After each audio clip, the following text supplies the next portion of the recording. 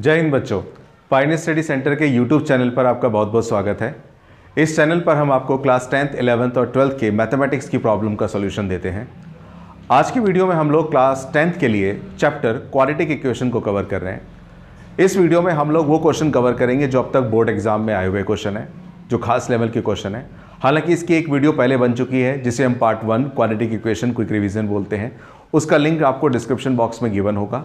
आज की वीडियो में हम लोग इसका सेकंड पार्ट रिकॉर्ड कर रहे हैं और सेकंड पार्ट में हम लोग सारे के सारे वर्ड प्रॉब्लम को लेंगे। पहला क्वेश्चन है ये जो 2018 सीबीएसई में आया था। क्वेश्चन क्या है जरा समझिएगा। क्वेश्चन क्या कह रहा है? क्वेश्चन कह रहा है a train travels at average speed for a distance of 63 kilometre and then travel at a distance of 72 kilometer at an average speed of 6 kilometer more than its original speed। Question क्या है एक बार मैंने पढ़ दिया लेकिन जरा इसको टुकड़ों में पढ़ते हैं। टुकड़ों में क्या कह रहा है? एक ट्रेन है जो ट्रेवल करती है, चलती है एवरेज स्पीड से for a distance of 63 kilometre. मतलब एक ट्रेन है बच्चों, ये मान के चलो ट्रेन है, तो वो जो ट्रेन है ना उसे 63 किलोमीटर चलना है। वो 63 किलोमीटर जो चलती है वो चलती है किस स्पीड से? एवरेज स्पीड से। एवरेज स्पीड का मतलब कुछ उस ट्रेन की अपनी स्पीड होगी, उस स्पीड को वो एवरेज स्पीड बोल रहे हैं। तो वो ट्रेन जो है 63 किलोमीटर तक चलती है किस स्पीड से? एवरेज स्पीड से। जैसे कभी आप कहीं जाते हैं बाहर दिल्ली से, तो ट्रेन से जाते हैं तो आप देखा होगा कि कभी ट्रेन तेज चलती है, कहीं पर तेज ट्रेन धीरे चलती है, कहीं पे स्पीड अपनी बढ़ा लेती है, कहीं पे स्पीड अपनी कम कर लेती है। जैसे कोई ब्रिज आया, पुल आता है कोई, तो वहाँ पर ट्रेन थोड़ी स्लो हो जाती है, ज़मीन पर उसकी स्पीड बढ़ जाती है। तो एक ट्रेन ट्रेवल्स, एक ट्रेन चलती है एवरेज स्पीड से कितने किलोमीटर? 63 किलोमीटर चलती है एक एवरेज स्पीड से। And then travel at a distance of 72 kilometre at an average speed of 6 kilometre more than its original speed. मतलब वो ट्रेन ने यहां से चलना शुरू किया, वो 63 किलोमीटर तक तो वो चलेगी कैसे? जो उसकी अपनी एवरेज स्पीड है। कितनी एवरेज स्पीड है नहीं पता, लेकिन उसके बाद वो 72 किलोमीटर और चलती है। लेकिन अब उसकी स्पीड पता है कितनी होगी? अब उसकी स्पीड होगी उसके ओरिजिनल स्पीड से कितनी ज्यादा? 6 किलोमीटर पर आवर। यानी कि अब जो उसकी स्पीड हो चुकी होगी, यहां तक जिस स्पीड से चल रही थी, लेकिन अब जो स्पीड होगी पहले वाली स्पीड से कितनी ज्यादा होगी? 6 किलोमीटर पर आवर। यानी कि अगर मान के चलिए पहले स्पीड उसकी x थी, तो अब उसकी स्पीड कितनी हो जाएगी? x + 6 kilometre per hour. अच्छा, आगे कह रखा है if it takes 3 hours to complete the journey. उस ट्रेन ने क्या करा? टोटल इस जर्नी को कवर करने में, जर्नी कहां से कहां तक है? यहां से लेकर यहां तक की जो जर्नी है, इस टोटल जर्नी को कवर करने में उस ट्रेन ने कितना टाइम लिया? If the train takes 3 hours complete the journey, what is its original speed? इसकी ओरिजिनल स्पीड क्या है? मतलब समझ लीजिए ये हो गया कि यहां से ट्रेन ने चलना शुरू किया, तो 63 किलोमीटर तक नॉर्मल स्पीड से गई ट्रेन, और उसके बाद 72 किलोमीटर और जाना है। तो 72 किलोमीटर जब और गई तो उसने स्पीड अपनी क्या कर दी? बढ़ा दी। कितनी बढ़ाई है? 6 किलोमीटर पर आवर। तब उसने स्पीड बढ़ा दिया, वो जा रही है। ऐसा करके उसने ये टोटल डिस्टेंस जो है 72 किलोमीटर प्लस में 63 किलोमीटर का जो टोटल डिस्टेंस होगा, वो टोटल डिस्टेंस उस ट्रेन ने कवर किया कितने आवर्स में? 3 hours में। 3 hours 3 घंटों में। तो उसकी स्पीड कितनी होगी ये बताना है। तो कैसे पता लगाते हैं जरा सुनिएगा। सबसे पहले क्वेश्चन को जब सॉल्व करते हैं तो सबसे पहले हम लिखते हैं कि let the original speed of train. ये जो ट्रेन है बच्चों, इसकी जो एवरेज स्पीड है, जो जनरल स्पीड है या जो ओरिजिनल स्पीड है, वो कितनी है? मैं मान लेता हूं x किलोमीटर पर आवर। लेकिन जब उसकी स्पीड बढ़ा देंगे तब स्पीड कितनी हो जाएगी? जैसे अभी स्पीड कितनी है? x है, लेकिन जब उसकी स्पीड बढ़ा दी जाएगी तो स्पीड कितनी होगी? जितनी बढ़ाएंगे उतनी बढ़ जाएगी। यानी कि अगर मैं इस आपसे पूछूं इसकी बढ़ी हुई स्पीड क्या होगी, यानी कि इंक्रीज्ड स्पीड, तो पहले x थी, तो अगर 6 किलोमीटर पर आवर अगर उसकी स्पीड बढ़ा देंगे तो नई स्पीड कितनी हो जाएगी बच्चों? x + 6 kilometre per our. पहले स्पीड अगर यहां पर इतनी थी तो यहां पर स्पीड बढ़ जाएगी, घट जाएगी? बढ़ जाएगी। अच्छा, अब एक बात समझिएगा, आपको एक बात पता होनी चाहिए। क्या आपको पता होना चाहिए? आपने साइंस में पढ़ा होगा कि टाइम निकालने का फॉर्मूला होता है क्या बच्चों? डिस्टेंस अपॉन में स्पीड। यानी कि डिस्टेंस को अगर आप अपनी स्पीड से डिवाइड कर दो, डिस्टेंस को अगर स्पीड से डिवाइड कर दोगे तो क्या निकलेगा? टाइम। यहां पर उस ट्रेन को इस डिस्टेंस को कवर करने में टोटल कितना टाइम लगा है? 3 घंटे का टाइम लगा है। 3 घंटे का टाइम लगने का मतलब क्या हुआ? 3 घंटे का टाइम लगने का मतलब हुआ बच्चों कि ट्रेन यहां से चलनी शुरू हुई और चलते चलते चलते यहां पे पहुंची है। ये पूरा डिस्टेंस कवर करने में उसे 3 घंटे लगा है। उस 3 घंटे में उस ट्रेन ने ये 63 किलोमीटर का भी डिस्टेंस कवर किया होगा और साथ ही साथ में 72 किलोमीटर का भी डिस्टेंस कवर किया होगा, हाँ या ना? इसमें टोटल डिस्टेंस क्या होगा? इंक्लूड होगा। तो मैं यहाँ पे एक स्टेटमेंट लिख के दे रहा हूँ, जरा सुनिएगा। मैं लिख रहा हूं क्या कि टाइम टेकन, ये अकॉर्डिंग टू क्वेश्चन में चला जाएगा हमारा, कि time taken to cover 63 kilometre. यानी कि टाइम टेकन, टाइम लिया गया किस लिए? 63 किलोमीटर का डिस्टेंस कवर करने में। और टाइम टेकन टू कवर कितना? 72 किलोमीटर। 63 किलोमीटर का डिस्टेंस कवर करने में जो टाइम लगा, 72 किलोमीटर का डिस्टेंस कवर करने में जो टाइम लगा, वो टोटल टाइम कितना है बच्चों? 3 आवर्स का है। बोलो है कि नहीं है? ये जो टोटल टाइम है 3 आवर्स, इसमें दोनों के दोनों डिस्टेंस क्या है? इंक्लूड है। सवाल ये खड़ा होता है, मैं स्पेशली ये पूछता हूं अब कि मैं जब 63 किलोमीटर ट्रेन को चला रहा हूं तो इस 63 किलोमीटर का डिस्टेंस कवर करने में मेरे को कितना टाइम लगेगा? तो टाइम निकालने का फॉर्मूला क्या था बच्चों? हमारा जो टाइम निकालने का फॉर्मूला था वो क्या था? डिस्टेंस अपॉन में स्पीड। अगर मैं आपसे पूछूं कि ये वाला डिस्टेंस कवर करने में कितना टाइम लगेगा, तो इसका टाइम कैसे निकलेगा? डिस्टेंस अपॉन में स्पीड से। भाई कितना डिस्टेंस कवर किया यहां से यहां तक हमने? तो यहां से यहां तक हमने डिस्टेंस कवर किया कितना? 63। और स्पीड कितनी है? स्पीड कितनी है हमारी? x प्लस में।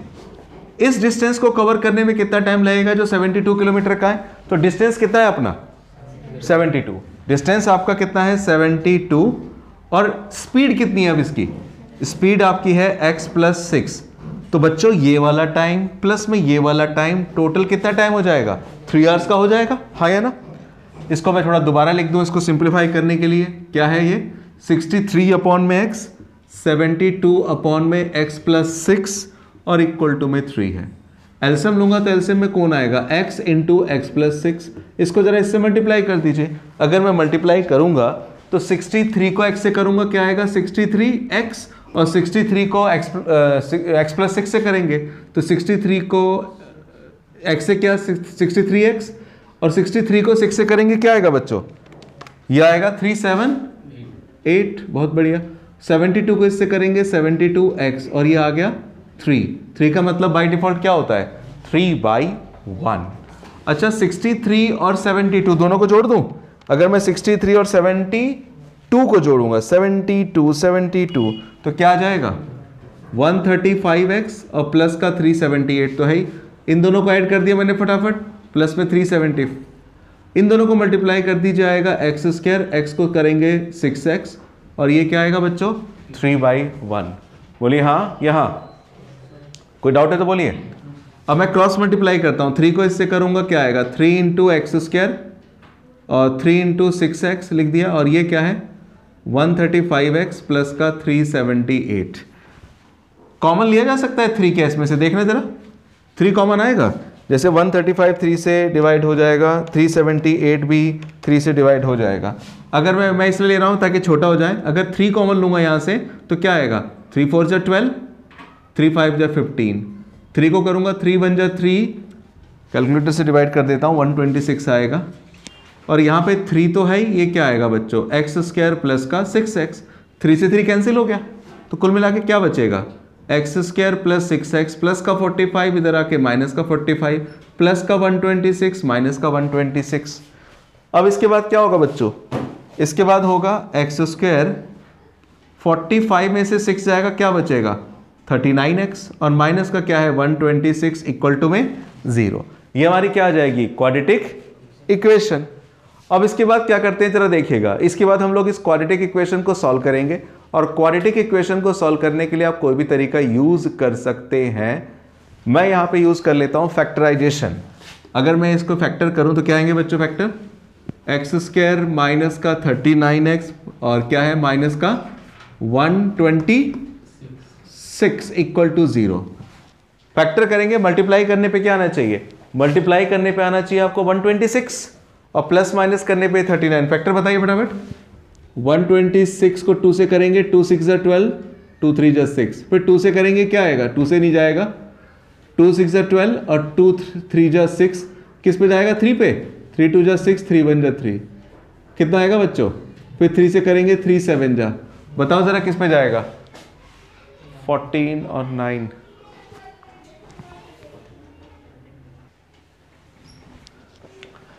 फैक्टर करेंगे तो आएगा 7 3 जा 21, कितना बोला आपने, 42 और 3, ठीक है 42 और 3 सही है। फैक्टर करेंगे एक्स स्क्वायर माइनस का 42x प्लस का 3x, 42 में से 3 जाएगा माइनस का 39, माइनस का 126 इक्वल टू में 0। अब x कॉमन लूंगा, x माइनस का 42, 3 कॉमन लूंगा, x माइनस 42। अब दोनों फैक्टर को लिख दीजिए एक एक करके, x minus 42 x plus 3 equal to में 0। अब बारी बारी करके 0 लिख देंगे, एक बार x माइनस 42 इसके इक्वल टू में 0, एक बार x प्लस 3 इक्वल टू में 0। x की वैल्यू क्या आएगी, -3। भाई x को हमने क्या मान रखा है, x हमने मान रखा है ट्रेन की स्पीड को। स्पीड कब से नेगेटिव होने लग गई, स्पीड तो नेगेटिव हो ही नहीं सकती, तो x की वैल्यू क्या होगी 42। तो लिख देंगे क्या, सो द ओरिजिनल, ये स्टेटमेंट जरूर दिया कीजिए लास्ट में, so the original speed of train, train की ओरिजिनल स्पीड कितनी होगी 42 किलोमीटर पर आवर। ये इस क्वेश्चन का आंसर होगा। अब नोट कीजिएगा, अगला बताता हूं। अगला क्वेश्चन जो है इस टॉपिक में वो भी 2018 का ही है। हालांकि पिछला क्वेश्चन जो था वो भी सीबीएसई 2018 में आया था, लेकिन वो किसी और सेट में आया था, ये किसी और सेट में आया था। देखिएगा जरा क्वेश्चन को। क्वेश्चन क्या कह रहा है बच्चों, क्वेश्चन करने से पहले एक मैं बात बता दूं, आपने जगह जगह देखा होगा एक मोटर बोट होती है, मोटर बोट। मोटर बोट क्या होता है, जैसे मान के चलिए कोई नहर है, उस नहर में पानी बह रहा है, तो नहर में अगर मान के चलिए, सीधी बात समझिएगा, ये नहर बह रही है, नहर में ये पानी बह रहा है, पानी इस तरफ बह रहा है, सामने मेरी साइड में, ऐसे इमेजिनेशन कीजिए पानी बह रहा है। अच्छा, ये जो पानी बह रहा है, अगर मैं इस पर बोट रख दूं, बोट्स, ये एक सिंपल से एग्जांपल समझिए। आप बचपन में ना कागज़ की नाव बनाते थे, कागज़ की नाव जो बनाते थे, बनाते हो ना, बनाए होंगे कभी, याद होगा। तो कागज़ की नाव जो बनाते थे, क्या उसमें इंजन होता था क्या, नहीं, उसमें इंजन कहाँ हो गया, वो तो कागज़ का बनता है। लेकिन अगर मान के चलिए कोई नहर बह रही है, उसमें पानी बह रहा है, वो कागज़ की नाव बनाकर अगर आप रख दो और रखने के बाद छोड़ दो और 10 मिनट बाद देखोगे तो वो नाव यहीं पर रहेगी, नहीं, वो नाव आगे चली जाएगी। तो क्या वो नाव आगे गई है, नहीं जी, वो तो पानी जा रहा था, उस पानी के साथ नाव आगे बढ़ गई। नाव की कोई स्पीड नहीं है, उस बोट की कोई स्पीड नहीं है जो आपने बना के कागज़ की रखी है, वो स्पीड किसकी है, पानी की। अच्छा, एक बात बताइए, पानी इस तरफ बह रहा है और वो अपनी कागज़ की नाव इस तरफ रखें, तो क्या ऐसा होगा कि पानी इस तरफ बहे और आपकी नाव उस तरफ चले जाए, ऐसा पॉसिबल है क्या, पॉसिबल नहीं है, नॉर्मल तो पॉसिबल नहीं है। लेकिन मान के चलिए कोई ऐसी बोट है जिसमें इंजन लगा हुआ है।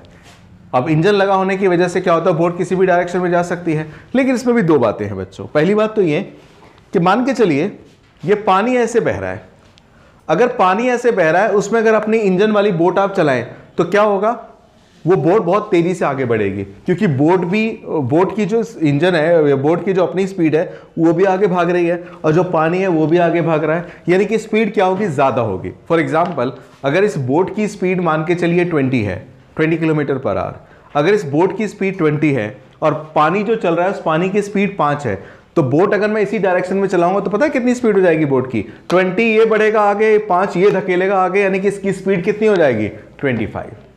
लेकिन दूसरी तरफ अगर मान के चलो पानी तो ऐसे आ रहा है, पानी ऐसे आ रहा है और बोट आपकी अगर अपोजिट साइड में जाएगी, अपोजिट साइड में जाएगी, तो क्या होगा, बोट की स्पीड है 20, ये अपने आप को बोट 20 किलोमीटर आगे धकेलेगा, तो पानी इसे 5 किलोमीटर क्या कर देगा, पीछे कर देगा। यानी कि अगर अपोजिट डायरेक्शन में जाएंगे तो बोट की स्पीड क्या होगी, ये 20 गया, पानी ने 5 किलोमीटर धकेल दिया, यानी कि अब इसकी स्पीड एवरेज कितनी हो जाएगी, 20 - 5 मतलब 15। इसका मतलब क्या हुआ, जिस डायरेक्शन में अगर आपका पानी जा रहा है उसी डायरेक्शन में अगर आप जाते हो तो इसे हम लोग बोलते हैं बच्चों डाउन स्ट्रीम। क्या बोलते हैं इसे, डाउन स्ट्रीम। डाउन स्ट्रीम में हमारी स्पीड प्लस हो जाती है। लेकिन अगर मान के चलिए पानी इस तरफ आ रहा है और हम अपोजिट डायरेक्शन में जा रहे हैं, तो अपोजिट डायरेक्शन में जाने पर हमारी स्पीड कम हो जाती है बोट की, और इस डायरेक्शन को हम लोग बोलते हैं अप स्ट्रीम। पानी आ रहा है इस तरफ, आप अपोजिट साइड से जा रहे हो, तो इसे क्या कहेंगे? अपस्ट्रीम। अब इस क्वेश्चन में क्या हुआ वो देखते हैं जरा। क्वेश्चन क्या कह रहा है? क्वेश्चन कह रहा है बच्चों, 2018 में आया हुआ क्वेश्चन है, कह रखा a motor boat goes at speed of 18 kilometre per hour in still water. पहले यहीं पे फोकस कीजिए। स्टिल वाटर का क्या मतलब होता है? पानी जब चुपचाप खड़ा हुआ है, ना इधर मूव कर रहा है ना उधर मूव कर रहा है, चुपचाप पानी खड़ा हुआ है। अगर चुपचाप पानी खड़ा हुआ है, उसमें अगर आप अपनी बोट चलाओ तो बोट की स्पीड पता है कितनी है? 18 किलोमीटर पर आवर। ये बोट की अपनी स्पीड है। जैसे मैंने एग्जांपल में लिया बोट की स्पीड 20 को, तो इस क्वेश्चन में बोट की स्पीड उसने कितनी बोल रखी है? 18 किलोमीटर पर आवर। अच्छा, a boat goes at a speed of 18 kilometre per hour in still water, takes 1 hour more to go 24 kilometer upstream than to return downstream to the same spot। क्या कह रहा है जरा सुनिएगा। क्या रखा है बच्चों, समझना जरा, इमेजिनेशन कीजिए। इमेजिनेशन ये कीजिए कि ये मान के चलिए ये मेरी रेड कलर की बोट है और ये पानी बह रहा है। अब मैं यहीं पे खड़ा हूं, तो मान के चलिए पानी जा रहा है और ये बोट भी जा रही है। कितने किलोमीटर जाना है? 24 किलोमीटर। तो मान के चलिए बोट, पानी भी जा रहा है और बोट भी जा रही है, तो जिस डायरेक्शन में पानी जा रहा है उस डायरेक्शन में बोट गई 24 किलोमीटर, और फिर वहां से रिटर्न लेकर के वो बोट हमारे पास क्या है? वापसी भी आ गई। जब जा रही थी तो पानी की स्पीड, पानी भी उसी रफ्तार में जा रहा था, पानी भी उसी डायरेक्शन में जा रहा था, बोट भी उसी डायरेक्शन में जा रही थी। लेकिन जब ये बोट वापसी आएगी तो उस समय पानी भी उसी डायरेक्शन में होगा या अपोजिट डायरेक्शन में? जब पानी इस तरफ जा रहा है, बोट अगर रिवर्स करके आएगी तो पानी तो उसी डायरेक्शन में जा रहा होगा। बोट आपकी आ रही होगी किस में? अपस्ट्रीम में। तो एक बात बताइए, इस बोट को जाने में ज्यादा टाइम लगेगा या वापस आने में ज्यादा टाइम लगेगा? वापस आने में ज्यादा टाइम लगेगा। क्यों? क्योंकि जब वापस आ रही है तो पानी की स्पीड उसे पीछे धकेलेगी, क्योंकि पानी तो ऐसे जा रहा है, बोट ऐसे जा रही है, तब कोई दिक्कत नहीं। लेकिन जब वापस होगा तो पानी तो ऐसे जा रहा है, धकेल रहा है, बोट अपोजिट डायरेक्शन में होगी, उसे पीछे करेगी। तो इसका मतलब क्या हुआ? जब भी हम डाउन स्ट्रीम में जाते हैं तो हमें टाइम कम लगता है, अप स्ट्रीम में टाइम ज्यादा लगता है। और यहां पे उसने इस बात को पक्का भी कर दिया है, क्या लिख करके, कि takes 1 hour more to go 24 kilometre upstream than to return downstream. कह रखा है बच्चों क्या क्वेश्चन में, कि अपस्ट्रीम में जो टाइम लग रहा है ना, अपस्ट्रीम में जो टाइम लग रहा है वो 1 घंटा ज्यादा है। अपस्ट्रीम में जो टाइम लग रहा है वो 1 घंटा ज्यादा है। किससे? डाउनस्ट्रीम में लगे हुए टाइम से। डाउनस्ट्रीम का मतलब क्या है? दिमाग में बिठा लीजिए। जिस तरफ पानी जा रहा है उस तरफ ट्रेन जा रही है, तो सॉरी ट्रेन नहीं, बोट जा रही है। जिस तरफ पानी जा रहा है उस तरफ बोट जा रही है, डाउनस्ट्रीम है। लेकिन पानी इस तरफ जा रहा है, बोट अपोजिट आ रही है, तो अपस्ट्रीम है। तो अपस्ट्रीम में जो टाइम लगेगा वो 1 घंटा ज्यादा होगा। किससे? डाउनस्ट्रीम से। Find the speed of the stream. Stream की स्पीड बतानी। स्ट्रीम का मतलब किसकी? वो जो पानी चल रहा है, हिंदी में बोलते हैं धारा, जो पानी चल रहा है नहर में, उसकी स्पीड बतानी है। तो देखिए कैसे बताएंगे। क्वेश्चन को जब सॉल्व करते हैं तो सबसे पहले मैं लिखता हूं कि let the speed of stream, जो स्ट्रीम है उसकी स्पीड कितनी है? x किलोमीटर पर आवर, पानी की स्पीड। अच्छा, इसके बाद देखिएगा स्पीड ऑफ बोट। अच्छा, बोट की स्पीड कितनी दे रखी है बच्चों? 18 किलोमीटर पर आवर। तो मैं आपसे पूछता हूं जरा दो चीजें, स्पीड इन डाउनस्ट्रीम, डाउनस्ट्रीम में क्या स्पीड होगी, और इसके बाद मैं पूछता हूं स्पीड इन अपस्ट्रीम, अपस्ट्रीम में कितनी स्पीड होगी? भाई डाउनस्ट्रीम में स्पीड क्या होगी? बोट की जो, बोट की जो स्पीड है प्लस में x, और यहां पे अपस्ट्रीम में माइनस हो जाएगी, और ये स्पीड निकलेगी kilometre per our, kilometre per hour. अच्छा, डिस्टेंस कितना कवर करना है? 24 किलोमीटर। जा भी रही है बोट 24 किलोमीटर और वापसी भी आ रही है कितना? 24 किलोमीटर। तो इसका मतलब जो डिस्टेंस है, टोटल डिस्टेंस कवर जो करना है ईच साइड, कितना है? 24 किलोमीटर है। अब मैं आपसे एक बात पूछ रहा हूं। पहली बात क्या भला, कि time taken in downstream, downstream में कितना टाइम लगेगा? और इसके बाद बच्चों बहुत इंपॉर्टेंट क्वेश्चन है, इस तरह का आने की बिल्कुल उम्मीद रहती है हमेशा, टाइम टेकन इन अपस्ट्रीम। भाई टाइम निकालने का फॉर्मूला पिछले क्वेश्चन हमने किया, टाइम निकालने का फॉर्मूला क्या होता है? टाइम निकालने का फॉर्मूला होता है डिस्टेंस अपॉन में स्पीड। तो डिस्टेंस अपॉन में स्पीड मैंने क्या लिखा है? Time taken in downstream. जब आप डाउनस्ट्रीम में गए हैं तो आपका कितना टाइम लगेगा? तो टाइम निकालने का फॉर्मूला होता है बच्चों डिस्टेंस अपॉन में स्पीड। डिस्टेंस, कितना डिस्टेंस कवर करना है आपको? 24। और स्पीड, डाउनस्ट्रीम में आपकी स्पीड कितनी है बच्चों? डाउनस्ट्रीम में आपकी स्पीड कितनी है? 18 प्लस एक्स आवर्स। ये टाइम निकल रहा है। अच्छा, time taken in upstream, upstream में कितना टाइम लगेगा? तो डिस्टेंस कितना है? 24 और स्पीड क्या है? 18 माइनस एक्स। अब एक बात समझना बच्चों, ये दोनों टाइम मैंने निकाले हैं, ये टाइम निकाला है डाउनस्ट्रीम का, ये टाइम निकाला है अपस्ट्रीम का। इन दोनों में से किसमें टाइम ज्यादा लग रहा होगा? डाउनस्ट्रीम में ज्यादा टाइम लग रहा होगा या अपस्ट्रीम में? अपस्ट्रीम में टाइम ज्यादा लग रहा होगा। और कितना टाइम लग रहा है ज्यादा इस क्वेश्चन के हिसाब से? पूरा 1 घंटा। Takes 1 hour more to 24 kilometre. तो ये वाला जो टाइम है इस वाले टाइम से 1 घंटा ज्यादा है। अब इसको हम कैसे डिफाइन करके लिखेंगे उसे समझते हैं बच्चों, जरा देखिएगा जरा।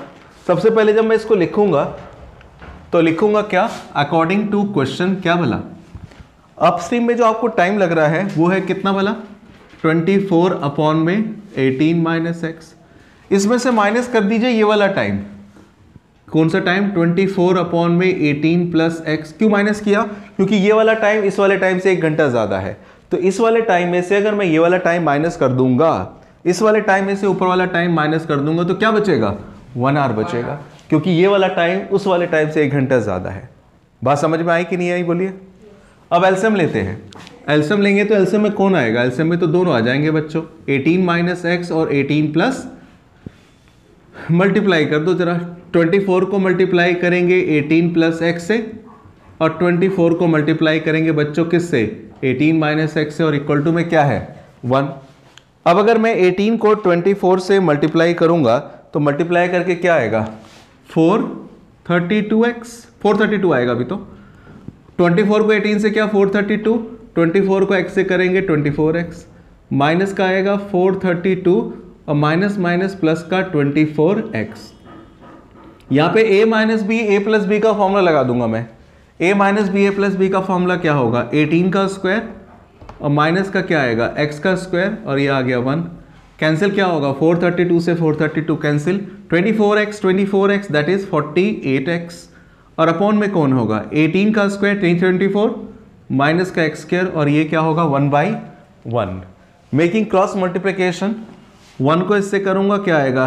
48x, और 1 को इससे करूंगा 324 माइनस एक्स स्क्वायर, तो 48x माइनस का एक्स स्क्वायर इधर ले आओ, प्लस का एक्स स्क्वायर, प्लस का 324 माइनस का 324 इक्वल टू में 0। एक्स स्क्वायर लिखिए, प्लस का 48x लिखिए, और माइनस का 324 इक्वल टू में 0। अब इसके बाद मैं क्या करता हूं? इसको दोबारा उस तरफ लिखता हूं, और उसके बाद मैं इसको सॉल्व करूंगा कैसे? इसके फैक्टर करके। अब अगर मैं इसके फैक्टर करता हूं तो क्या आएगा? एक्स स्क्वायर प्लस का 48x माइनस का 324 इक्वल टू 0। फैक्टर बताइए आप लोग। मल्टीप्लाई करने पे आना चाहिए 324, और प्लस माइनस करने पर आना चाहिए बच्चों 48। फैक्टर बताइए फटाफट, कितना आ रहा है? 54 और 6, 54x माइनस का 6x, 54 में से 6 जाएगा 48, माइनस का 324 इक्वल्स टू 0। x कॉमन लेंगे, x प्लस 54, माइनस 6 कॉमन लूंगा तो x, और ये भी आ जाना है 54। ये दोनों सेम सेम लिख देंगे, एक को x प्लस 54, और ये है x माइनस 6 इक्वल्स टू 0। अब एक बार x प्लस 54 इसके इक्वल टू में 0, x माइनस 6 इसके इक्वल टू में 0, ये आएगी वैल्यू x की माइनस 54। भाई x की वैल्यू माइनस 54 नहीं हो सकती, क्योंकि x आपने क्या मानी है? Speed. Speed can't be negative, negative नहीं हो सकती। तो x की वैल्यू क्या होगी कुल मिला के? 6। तो लिख देंगे क्या बच्चों? लिख देंगे so the speed of stream is कितना? 6 किलोमीटर पर आवर। मतलब जो पानी बह रहा है उस पानी की स्पीड 6 किलोमीटर पर आवर है। 2018 का एक क्वेश्चन है, लिखेगा। मैं अगला क्वेश्चन बताता हूं। अगला क्वेश्चन देखते हैं क्वाड्रेटिक इक्वेशन के लिए वर्ड प्रॉब्लम में। ये क्वेश्चन 2015 में आया था। क्वेश्चन क्या है जरा समझिएगा, उससे पहले एक बात बता दूं, फ्रैक्शन के बारे में आपने पढ़ा होगा। फ्रैक्शन किसे कहते हैं? कोई भी नंबर जब न्यूमरेटर अपॉन डिनोमिनेटर की फॉर्म में होता है तो उसी को हम लोग क्या नाम देते हैं? फ्रैक्शन। यहां पर इस फ्रैक्शन के बारे में कुछ खास सी बात क्या रखी होगी, वो खास सी बात समझ करके आपको क्वेश्चन को सॉल्व करना होगा। क्या है खास बात, जरा समझते हैं बच्चों। क्वेश्चन क्या कह रहा है जरा देखिएगा। The numerator of a fraction is 3 less than it's denominator. Numerator कहां होता है? ऊपर। डिनोमिनेटर कहां होता है? नीचे। The numerator of a fraction, एक फ्रैक्शन का जो न्यूमरेटर है 3 कम, न्यूमरेटर 3 कम है किससे? डिनोमिनेटर से। मतलब जो नीचे जो नंबर होगा डिनोमिनेटर में उससे भी 3 कम होगा कौन? ऊपर वाला नंबर। ऊपर वाला बोले तो न्यूमरेटर। अच्छा ठीक है। If 2 is added to both numerator and denominator, अब उसने बोला है कि न्यूमरेटर और डिनोमिनेटर दोनों में हम लोग क्या करें? 2 ऐड कर दें। ऊपर वाले में भी 2 ऐड कर दो, नीचे वाले में भी 2 ऐड कर दो। एक बात सुनो, पहले जो फ्रैक्शन था सो था, अगर मैं न्यूमरेटर में भी 2 ऐड कर दूंगा, डिनोमिनेटर में भी 2 ऐड कर दूंगा, तो दोनों में 2 ऐड करने पर क्या होगा? एक नया फ्रैक्शन बन जाएगा। जो पहले था सो था। जो पहले फ्रैक्शन था बच्चों उसको हम लोग बोलते हैं ओरिजिनल फ्रैक्शन। शुरुआत में जो था उसे क्या बोलते हैं? Original fraction. अब इसके न्यूमरेटर में भी 2 ऐड कर दिया, डिनोमिनेटर में भी 2 ऐड कर दिया, दोनों में 2 ऐड करने के बाद जो फ्रैक्शन बनेगा वो कहलाएगा हमारा न्यू फ्रैक्शन। तो क्वेश्चन में क्या बोला है जरा सुनिएगा। The sum of the new fraction and original fraction is 29/20। मतलब जो पहले आपका ओरिजिनल फ्रैक्शन था वो, और जो नया फ्रैक्शन 2 ऐड करने के बाद बना वो, तो ये वाले पुराने फ्रैक्शन और ये वाले नए फ्रैक्शन दोनों को ऐड कर दें तो ऐड करने के बाद जो सम आएगा वो कितना आएगा? सम 29/30, दैट इज 29/20, 29/20। तो आपसे क्या पूछ रहा है? Find the original fraction. Original fraction क्या होगा? तो देखिए क्वेश्चन को कैसे सॉल्व करते हैं। क्वेश्चन को सॉल्व करेंगे टुकड़ों में वर्डिंग को पकड़ते हुए। कैसे? सबसे पहले उसने क्या बोला है कि न्यूमरेटर है 3 लेस किससे? डिनोमिनेटर से। इसका मतलब अगर मुझे बच्चों डिनोमिनेटर पता चल जाए, नीचे वाला डिनोमिनेटर पता चल जाए, तो उसमें 3 लेस कर दूंगा तो मेरे को क्या मिल जाएगा? ऊपर वाला मिल जाएगा कौन? न्यूमरेटर। तो इसका मतलब यह हुआ क्वेश्चन को जब मैं सॉल्यूशन करूंगा तो मेरा क्वेश्चन सारा का सारा किस पे डिपेंड करता है? मेरा सारा का सारा क्वेश्चन डिपेंड करता है डिनोमिनेटर पर। तो इसलिए मैं क्या करता हूं, क्वेश्चन को सॉल्व करने के लिए लिखता हूं लेट द डिनोमिनेटर। मेरा इस क्वेश्चन में डिनोमिनेटर क्या होगा? तो डिनोमिनेटर में मान लेता हूं कितना होगा मेरा डिनोमिनेटर? x। अगर बच्चों डिनोमिनेटर x होगा तो देन न्यूमरेटर क्या होगा? न्यूमरेटर क्या होगा? x-3। जो डिनोमिनेटर है नीचे उससे 3 कम कौन है? न्यूमरेटर। तो एक बात बताइए, यहां पर फिर फ्रैक्शन क्या बनेगा आपका? जो फ्रैक्शन बनेगा वो क्या बनेगा भाई? फ्रैक्शन क्या होता है? न्यूमरेटर अपॉन में डिनोमिनेटर होता है। न्यूमरेटर मैंने मान रखा है x-3 और डिनोमिनेटर मेरा क्या है? x।